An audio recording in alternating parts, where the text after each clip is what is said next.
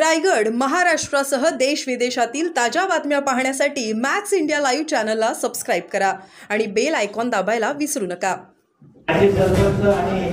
सगळे सदस्य एकत्र आलेले आहेत। हरिचंद्रजी गणपत ठाकूर असतील, आमचे रोहित जनरल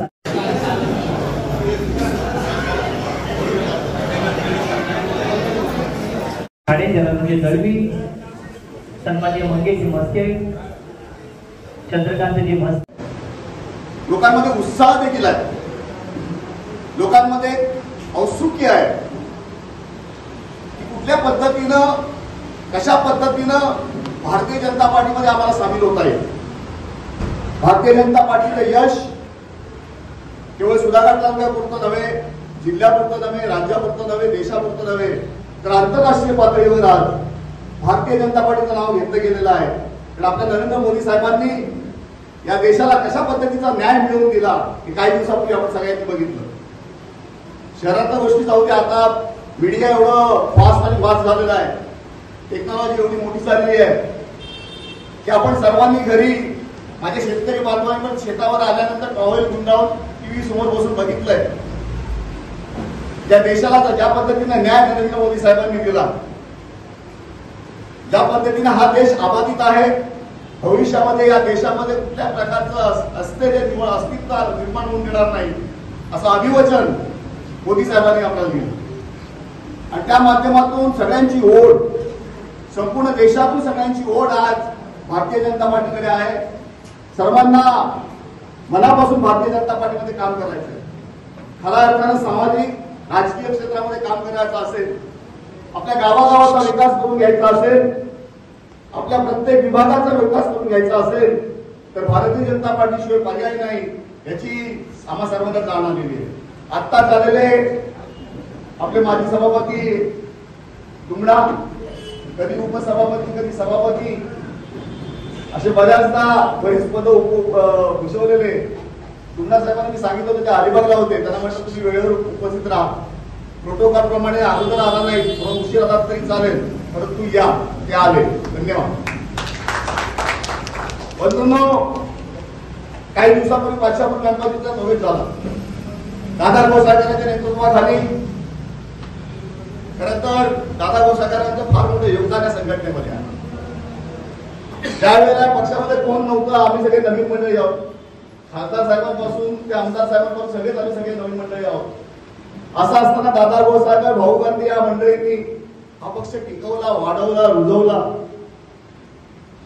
त्याला पाणी फोडली आणि आज त्यांच्या छत्रछायेखाली आम्ही सर्व मंडळी भारतीय जनता पार्टीमध्ये प्रवेश करत आहोत।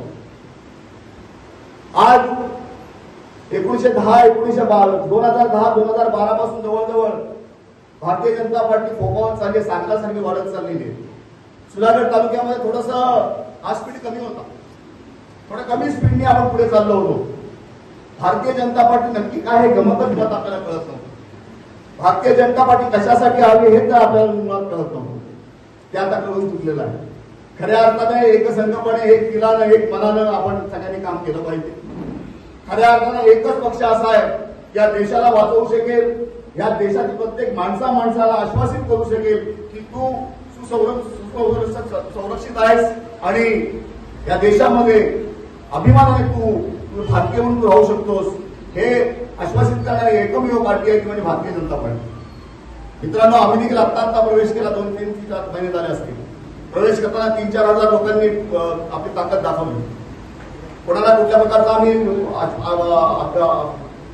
अभिवचन दिलं नाही, कुठली लालूच दाखवली नाही, परंतु सगळ्यांनी मनापासून ठरवलं की भारतीय जनता पार्टीवर भाऊ आपण काम करायचं आणि मंडळाने प्रवेश केला।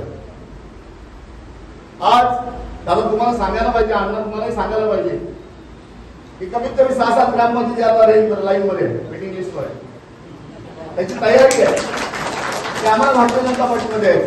तुम्ही आश्रमामध्ये थोडीशी माशी शिकली, हरिपांतांनी काय केलं मला काही कळलं नाही, परंतु थोडे दिवस जास्त लावले, नुसतीच आपले कॉमेंट्री ऐकत होते। आज अण्णांकडे गेलो, काल दादांकडे गेलो, आज परत सकाळी दादांकडे गेलो, आज परत अण्णांकडे गेलो, हे असं काहीतरी चाललं होतं।